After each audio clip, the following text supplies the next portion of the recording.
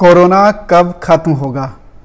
सारी दुनिया इस सवाल का जवाब ढूंढ रही है और आज मैं आपको इसी सवाल का जवाब दूंगा।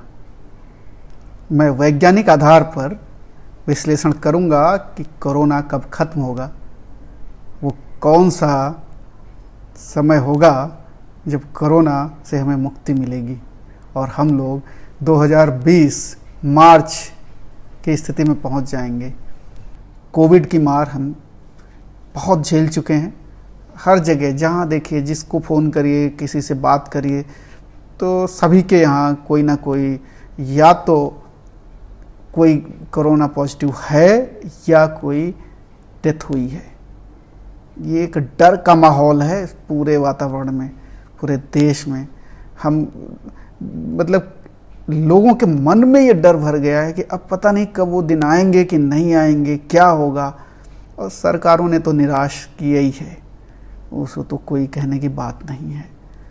तो हम लोग एक इस निराशा वाले वातावरण में ये अगर आप वीडियो देखेंगे तो आपको एक आशा आपके अंदर एक संचरित होगी और आप कम से कम वो डर निकल जाएगा आपके अंदर से कि कभी हम ठीक नहीं हो पाएंगे, कभी हमारे अंदर जो वो मिलते जुलते थे हम लोग मार्च 2020 से पहले, वो स्थिति कभी आएगी कि नहीं आएगी। ये सब डर आपके अंदर से निकल जाएंगे। और ये विश्लेषण जो मैं आज करने जा रहा हूँ, ये साइंटिफिक एनालिसिस है, तो इस पर कहीं कोई शक नहीं है। आपका डर बिल्कुल 10-12 मिनट का ये वीडियो देखेंगे और निकल जाएगा। आपको लगेगा कि अरे एक उम्मीद है और हम लोग वो मार्च 2020 की स्थिति में पहुंच जाएंगे, नॉर्मल लाइफ में आ जाएंगे। तो इसका विश्लेषण करेंगे। ज़्यादा समय ना लेते हुए सीधे विश्लेषण शुरू करते हैं।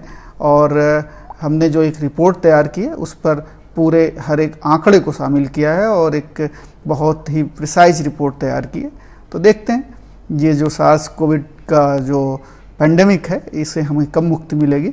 इस पर अगर हम बात करें तो 3 बिंदुओं पर मैं बात करूंगा और जो बड़े इंपॉर्टेंट हैं, और वो ये है कि नंबर 1 इन्फोडेमिक क्या है और कैसे बचें इससे। दूसरा है कोविड कैसे खत्म होगा, क्या है इसका वैज्ञानिक आधार। और नंबर 3 कोविड कब खत्म होगा, तथ्यों का विश्लेषण। इन 3 मुद्दों पर बात करेंगे और आप देखेंगे कि इन 3 मुद्दों पर बात करने के बाद आपके अंदर मन में जो डर बैठा है वो बिल्कुल खत्म हो जाएगा और आपको पता चल जाएगा कि कोरोना कब खत्म होगा। पहला पॉइंट है हमारा इन्फोडेमिक। इन्फोडेमिक पेंडेमिक से भी ज़्यादा खतरनाक होती है। ये मैं नहीं, WHO कहता है। WHO के साइंटिस्ट कहते हैं कि पेंडेमिक से तो बचा जा सकता है लेकिन इन्फोडेमिक से ना जी, ये तो जान लेके ही छोड़ती है। क्या है इन्फोडेमिक? आप व्हाट्सएप यूनिवर्सिटी का कंटेंट तो आपके पास भी आता होगा, कुछ भी आ जाता है, कैसा भी आ जाता है और आप देखते हैं और फॉरवर्ड कर देते हैं। ये भी नहीं जानते हैं कि सही है, गलत है, इसका क्या असर पड़ेगा। वही है इन्फोडेमिक। मिथ हैं बहुत सारे जो इस व्हाट्सएप यूनिवर्सिटी के थ्रू घूम रहे हैं। जैसे फर्स्ट फेज में जब फर्स्ट वेव आई थी तो लोग कहते थे गांव में नहीं हो रहा है। देखो साहब, गांव में जो लोगों की इम्यूनिटी है बहुत स्ट्रांग होती है। अभी सेकंड वेव में क्या हुआ, सारी इम्यूनिटी हवा हो गई। तो ये मिथ हैं। वेदर का होता था, अब तो पूरे वेदर्स में हो चुकी, साल भर से ज़्यादा हो चुके। तो ये सारे जो इन्फोडेमिक हैं इनसे बचाव जरूरी है। 5G का आ रहा, अभी भारत में 5G की टेस्टिंग भी नहीं शुरू हुई है। अभी तो कुछ भी नहीं शुरू हुआ है और 5G से मर रहे हैं लोग। ऐसी अफवाहें उड़ाना शुरू कर दिया। तो इन अफवाहों से, ये अफवाह तंत्र बहुत बड़ा है, इससे बचने की ज़रूरत है। तो यही है इन्फोडेमिक। अब बहुत सारे लोग साजिश देख लेते हैं, चाइना की साजिश है, ड्रग कंपनियों की साजिश है। ये सब अफवाहें हैं, इन पे बिल्कुल ध्यान नहीं देना है।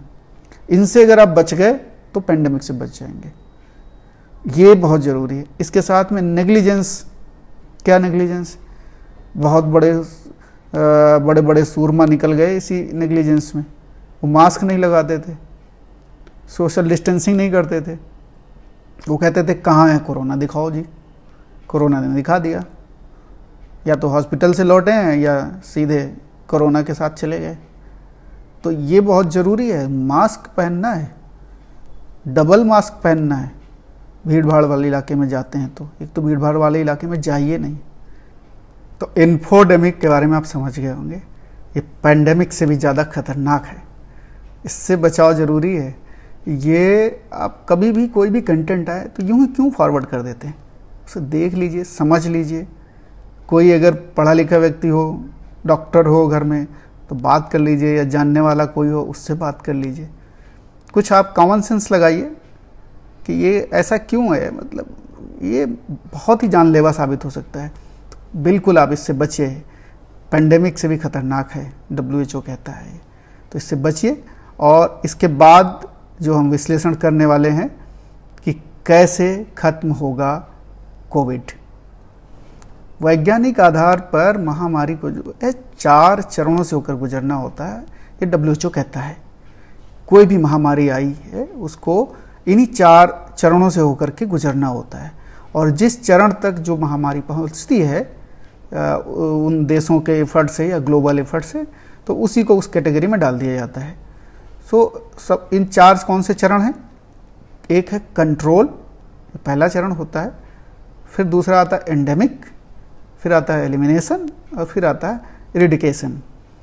यानी कि कंट्रोल तो करना ही करना है किसी भी बीमारी को। तो कंट्रोल की स्थिति में आपको यूं समझना हो कि लिमिट कर देना, मतलब लिमिटेड, थोड़ा सा उसको ऐसा ले आना जिसमें कि इंफ्रास्ट्रक्चर, मेडिकल इंफ्रास्ट्रक्चर उसको संभाल सके। जैसे कुछ समय पहले दिल्ली में हाल था, मार्च से पहले, जिसमें कि यहाँ पर ये हो गया था कि अब कोई दिक्कत नहीं, बहुत कम केस आ रहे थे और मोर्टेलिटी रेट तो बिल्कुल थी, कम ही थी। एक आध दिन तो ऐसा भी हुआ कोई नहीं मरा दिल्ली में। तो उस स्थिति तक पहुँच जाना जहाँ मेडिकल इंफ्रास्ट्रक्चर उसको संभाल सकता है, उनके ऊपर कोई स्ट्रेस नहीं पड़ता है, तो वो स्थिति कंट्रोल कहलाती है। उसके आगे की स्थिति होती है एंडेमिक। एंडेमिक में क्या होता है कि केसेस और कम हो जाते हैं, कंट्रोल के मुकाबले और कम हो जाते हैं, बहुत कम हो जाते हैं केस। और वो इतने कम हो जाते हैं कि डॉक्टर्स को, मेडिकल इंफ्रास्ट्रक्चर को कोई ख़ास फ़र्क नहीं पड़ता है। सारी चीज़ें वैसी ही चलती रहती हैं, जीवन जैसे चल रहा होता है। और कोई केस आता है, उसका इलाज करते हैं, उसको ठीक करके घर भेज देते हैं। कोई स्ट्रेस नहीं पड़ता उनके ऊपर, कोई अलग से उनको खास ध्यान नहीं देना पड़ता कि बहुत ज़्यादा फैसिलिटीज़ क्रिएट करनी हो और वो सारी मारा मारी की स्थिति, ऐसा कुछ नहीं होता है। तो उस स्थिति को एंडेमिक कहते हैं। और ये महत्वपूर्ण स्थिति है क्योंकि इसी पर दुनिया की निगाहें लगी हुई हैं कि एंडेमिक स्थिति में हम कब पहुँचेंगे। एंडेमिक स्थिति में ही नॉर्मल लाइफ शुरू हो जाती है। तो ये एक, और ये क्या होता है कि अगर आप किसी खास इलाके में बहुत ज़्यादा मेहनत करते हैं तो इसको एंडेमिक की स्थिति में ला सकते हैं। जैसे दिल्ली लगभग एंडेमिक की स्थिति में आ चुका था सेकेंड वेव आने से पहले। तो ये बड़ा आसान होता है अगर थोड़ा से एफर्ट्स किए जाएं, सिस्टम हमारा अगर ठीक से काम करे, फैसिलिटीज़ ठीक से हों, प्रयास किए जाएं, तो ये आसानी से एंडेमिक की स्थिति में आसानी से पहुंच जा सकता है। कोई भी देश पहुंच सकता है, कोई प्रदेश पहुंच सकता है, इसमें कोई खास ऐसी दिक्कत नहीं है। दिक्कत आगे वाले स्टेजेस में होती है, एलिमिनेशन और इरेडिकेशन में। एलिमिनेशन वो स्थिति है एक देश के लिए जहां पर ऑलमोस्ट 0 केसेज हो जाएं, ऑलमोस्ट 0। थोड़े बहुत केस आए, जितनी बड़ी पॉपुलेशन है उसके परसेंटेज के हिसाब से एक तय फार्मूला है, लेकिन वो नगण्य रहें, मतलब पता नहीं चले, नॉर्मल बीमारी की तरह उसको ट्रीट किया जाए और ठीक हो जाए, और कोई खास उस पर तवज्जो देने की जरूरत ना पड़े। तवज्जो दी जाए लेकिन खास नहीं, जिस तरीके से अभी मारामारी चल रही है वैसा कुछ ना करना पड़े। एलिमिनेशन की वो स्टेज होती है। तो बहुत सारी महामारियां हैं जिनको हम एलिमिनेट करने की कोशिश कर रहे हैं। कुछ हैं जो कर चुके हैं, जैसे इंडिया में देखें तो पोलियो अभी एलिमिनेशन में है। हम पोलियो को एलिमिनेशन कैटेगरी में डाल सकते हैं, और एंडेमिक कैटेगरी में हम डेंगू वगैरह को डाल सकते हैं, रेबीज वगैरह को, चिकनगुनिया वगैरह को। ये 13-14 बीमारियां, महामारियां हैं जिनको हम एंडेमिक में डालते हैं, और एलिमिनेशन में पोलियो को कर सकते हैं। तो एलिमिनेशन में आप देखिए, पोलियो घर घर टीका लगाने पहुंचते हैं, बहुत कंट्रोल्ड है। अब हम कह सकते हैं हमारे यहाँ पोलियो का कोई केस नहीं आता है। तो ये ऑलमोस्ट जीरो है हमारा। बहुत कोशिश की गई, दशकों से ये कोशिश चल रही है लगातार, तब जाके हम यहाँ पर पहुँचे हैं।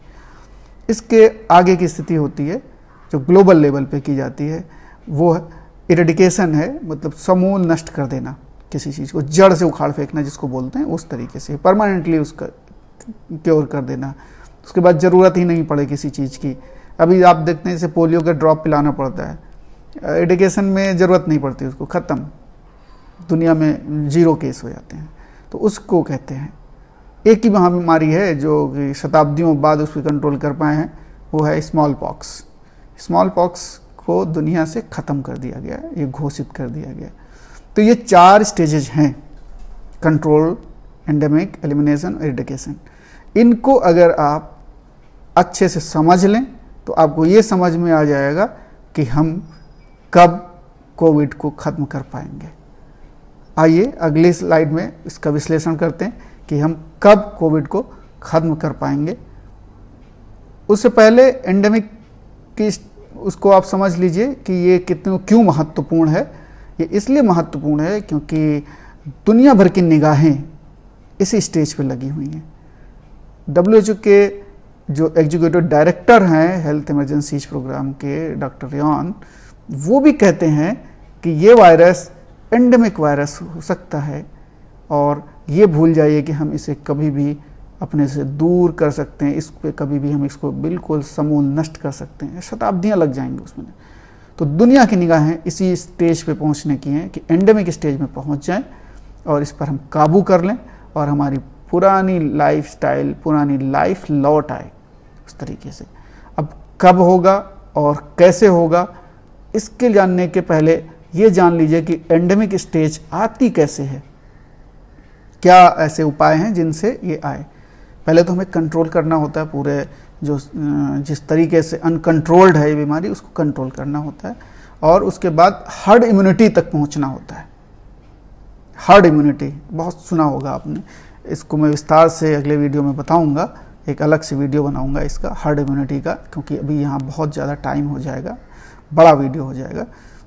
ये समझ लीजिए कि हर्ड इम्यूनिटी जो कि कारगर है बहुत ज़्यादा एंडेमिक स्टेज में लाने के लिए, यानी कि आपकी लाइफस्टाइल जो 2020 मार्च वाली थी उस तक पहुंचने के लिए हर्ड इम्यूनिटी बहुत कारगर है, बहुत इंपॉर्टेंट है। तो हर्ड इम्यूनिटी क्या होती है? हर एक बीमारी के लिए, महामारी के लिए एक पॉपुलेशन के खास परसेंटेज इन्फेक्टेड होना या एंटीबॉडीज उस बीमारी के खिलाफ होना जरूरी है। बहुत सारी बीमारियों में वो 80% पॉपुलेशन का होता है, किसी में 85%, किसी में 90%। पैंडेमिक जो कोविड पैंडेमिक है, इसमें माना जा रहा है कि 70-75% आबादी अगर हर्ड इम्यूनिटी पर आ जाती है तो हम इसको कंट्रोल कर लेंगे और इसको हम एंडेमिक स्टेज तक कंट्रोल कर लेंगे। तो 70-75% हर्ड इम्यूनिटी आए कैसे, क्या किया जाए इसके लिए, ये जरा देख लेते हैं। हर्ड इम्यूनिटी 2 ही तरीके से आ सकती है। एक है नेचुरल तरीका, यानी इन्फेक्शन करवा लीजिए, और दूसरा है वैक्सीनेशन का। तो अब नेचुरल तरीका तो बड़ा खतरनाक है, इसको तो कोई भी राय नहीं देगा कि इस तरीके से आप इन्फेक्टेड हो जाइए और मौत को गले लगा लीजिए, क्योंकि इसमें मोर्टेलिटी रेट भी काफ़ी है और इतनी बड़ी आबादी है। इस पे अगर इतनी मोर्टेलिटी होगी तो करोड़ों की तादाद में रहेगी। हमें 137 करोड़ हैं। आप सोचिए कि कितने लोग इसके शिकार हो सकते हैं मौत को। तो ये एक ठीक आइडिया नहीं है कि नेचुरल तरीके से हमारा इन्फेक्शन से हम हर्ड इम्यूनिटी की तरफ बढ़ें। 70% बहुत बड़ी आबादी है। दूसरा क्या तरीका है और बड़ा कारगर तरीका है, वैक्सीनेशन। तो वैक्सीनेशन में हमें जोर लगाने की ज़रूरत है। तो हम देख लेते हैं कि वैक्सीनेशन क्या हम एक ख़ास टाइम लिमिट में पूरा कर पाएंगे, क्योंकि हर्ड इम्यूनिटी के लिए ज़रूरी है कि एक टाइम फ्रेम में वैक्सीनेशन हो जाए। ऐसा नहीं सालों साल चलता रहे वैक्सीनेशन और हर्ड इम्यूनिटी आ जाएगी, ना जी, क्योंकि इसकी एक मियाद है, इसकी एक उम्र है। तो उस कालखंड में वैक्सीनेशन हो जाए तो हर्ड इम्यूनिटी आएगी, नहीं तो नहीं आएगी। तो वो क्या है कालखंड? वो कालखंड 6 से 7 महीने का है। 6 से 7 महीने के अंदर हर्ड इम्यूनिटी अगर हम हासिल कर लेते हैं तो हम फिर एंडेमिक स्टेज में पहुंच जाएंगे। अब आप देखिए अपना पॉपुलेशन साइज देखिए अपने देश का, तो 137 करोड़ के आसपास है। इसी से आप समझ पाएंगे कब खत्म होगी। 137 करोड़ की पॉपुलेशन है और टोटल जो कोविड केस अब तक हो चुके हैं, जिनको इन्फेक्शन हो चुका है, वो 2.5 करोड़ के आसपास हैं, ऐसा सरकारी आंकड़े कहते हैं। हालांकि हम और आप ऐसा नहीं मानते हैं। हम और आप मानते हैं, बहुत सारे लोग मानते हैं कि ये आंकड़े जो सरकार दे रही है इससे कहीं ज़्यादा आंकड़े होंगे जो इन्फेक्टेड हो चुके लोग। वो यूँ है, कॉमन सेंस से समझा जा सकता है। बहुत सारे ऐसे लोग हैं जिनके टेस्ट हुए ही नहीं। बहुत सारे ऐसे लोग हैं जो माइल्ड सिम्टम्स वाले थे, टेस्ट नहीं कराया, इलाज करके ठीक हो गए। बहुत सारे लोग एसिम्टोमेटिक हैं और बहुत सारे लोग हॉस्पिटल तक पहुँचे। बहुत सारे लोग होम आइसोलेशन में हैं।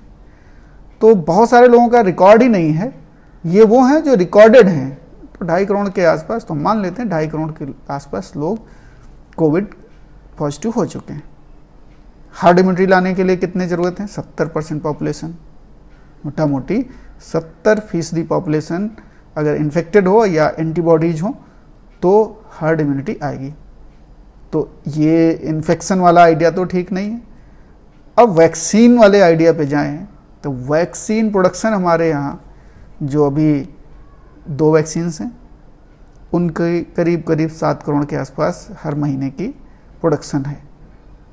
इससे काम चलेगा नहीं। तो ये कंपनियां भी कह रहे हैं कि हम प्रोडक्शन बढ़ा रहे हैं और सरकार भी कोशिश कर रही है कि प्रोडक्शन बढ़ाया जाए। कुछ और वैक्सीन्स आ जाएंगी इस दौरान और कुछ इंपोर्ट हमने करना शुरू कर दिया है, कुछ से बात कर रहे हैं। तो अगर हम लोग ये सारी चीज़ें कर लेते हैं तो हमारे पास वैक्सीन अगर हम लोग 14-15 करोड़ ले आते हैं हर महीने तो हमारे लिए एक अच्छा होगा कि इतनी बड़ी पॉपुलेशन को हम बहुत आसानी से 6-7 महीने में कवर कर लेंगे और वो करना ही होगा हमें। अब इसमें कुछ वेस्टेज भी होता है 6.5% के आसपास, तो वो सब अगर निकाल दिया है, हटा दिया जाए तो हमें अभी जो वैक्सीन्स की ज़रूरत है वो करीब 200 करोड़ डोजेज की ज़रूरत है।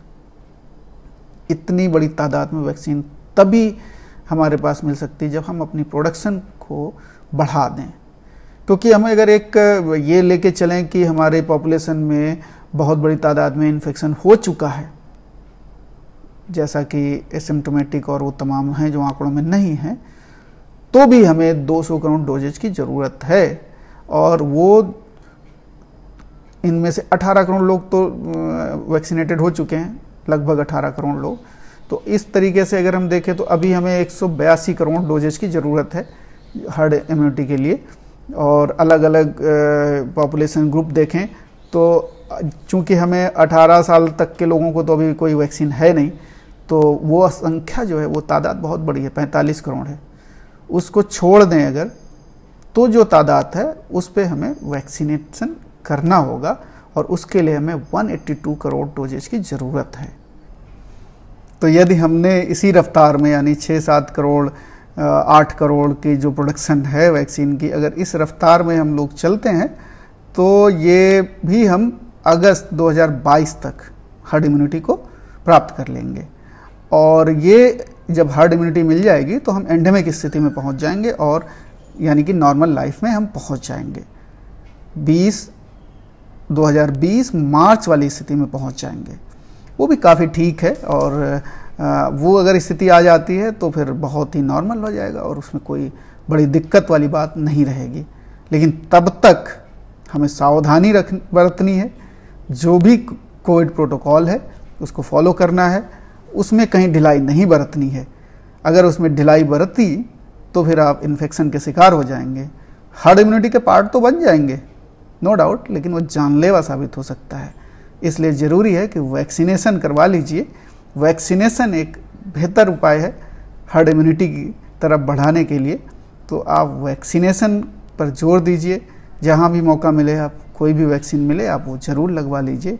कोविड प्रोटोकॉल को फॉलो कीजिए। यही हमारे पास अभी बचाव के रास्ते हैं।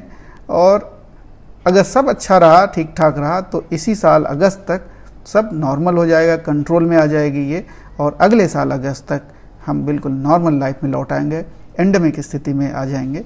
और इसके लिए हमारा आपका सबका सहयोग बहुत ज़रूरी है, और उम्मीद है कि आप सब सहयोग करेंगे, क्योंकि लाइफ सबको प्यारी है, जीवन सबको प्यारा है। तो जीवन के साथ कोई खिलवाड़ नहीं करना है, और जब तक दवाई नहीं है तब तक आपको कोविड प्रोटोकॉल को फॉलो करना है और बचे रहना है। यही सबसे अच्छा ऑप्शन है और इस पर अमल करना है। नमस्कार।